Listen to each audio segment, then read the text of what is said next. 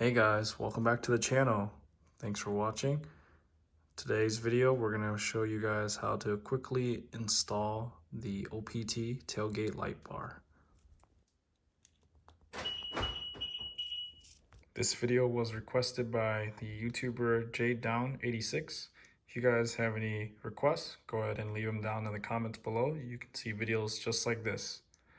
So this is the OPT7 tailgate light bar. This is the tri-row, 3-row. It is stuck on very well.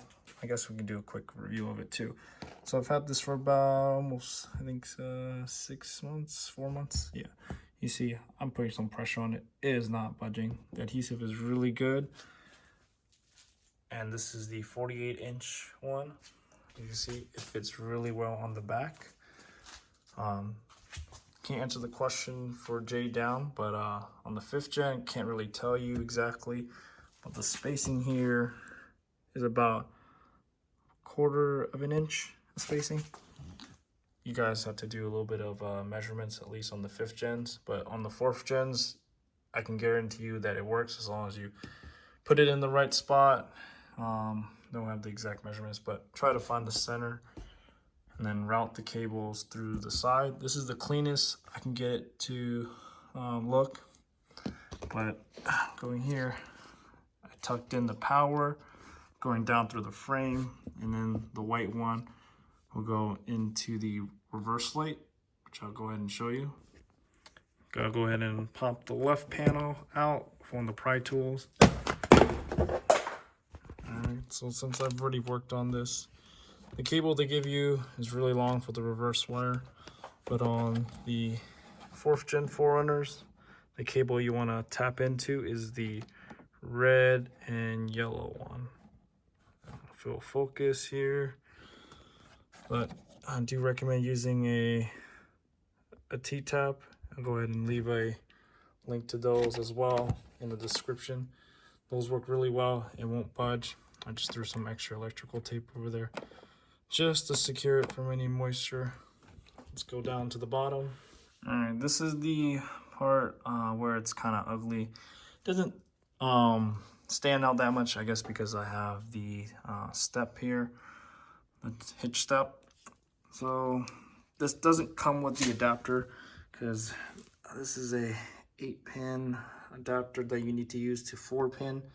So this one has a lock into it. I don't know if you can see on the video, but the little plastic tab right there will hold it in place. I don't know if you can see from underneath, but I did run the cable from the top of the frame behind where the tailgate is, where this black wire is, down here, straight down. It was pretty easy to get. The cable is very long, but I have it adjusted up there. Threw some extra black tape over here, electrical tape, just to cover it up in case there's any moisture. And as you know, since I've had this for about 4 months, there hasn't been any issues with water getting into it. So it's pretty waterproof this, but I'm sure I can clean this up a little bit more. But for the time being, I mean, it works. It's not that noticeable. And the light bar is still fully functional. Really love this. Strongly recommend this if you do have like a smoke tail lights like this. It's hard for people behind you to see. And this does actually look really good at night with the tailgate closed. So yeah, for the price, I think I paid about $100 for this. You should have to buy the adapter and the T-tap, and you should be good to go. Just word a note, if you're buying this and installing this for the first time, just make sure that the measurements are accurate the way you want it. I think it's hard to really space it out because on the 4th gen, if you look at the spacing here, I just try to line up the LEDs to almost the edge of it.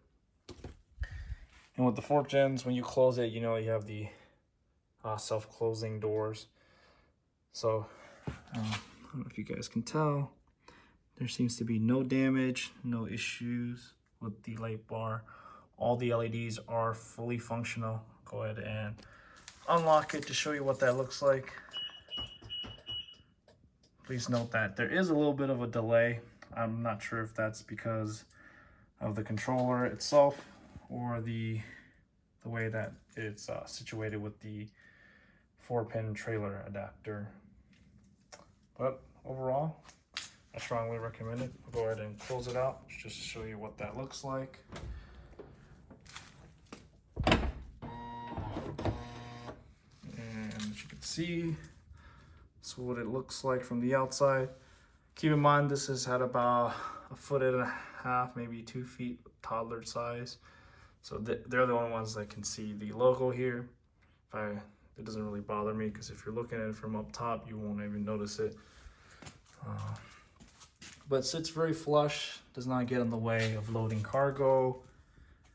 Yeah, overall, strongly recommend this, especially if you have a black 4Runner and with smoke taillights. So the visibility is really good. And if you guys made it this far, thank you for watching.